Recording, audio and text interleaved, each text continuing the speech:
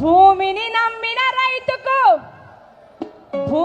నమ్మిన రైతుకు పువ్వే కరువాయరా అన్నలా రైతే రాజన్న మాట బూటకమే ఆయరో. అవునా కదా?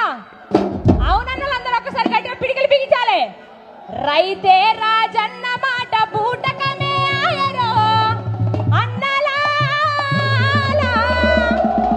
ఈ దగా కోరు పాలనలో కష్టాలను తెచ్చరో అన్నలా.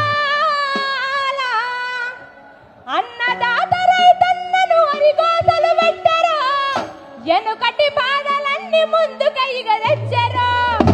అందుకే అంటున్నాం రైతే రాజన్న మాట, రైతే రాజన్న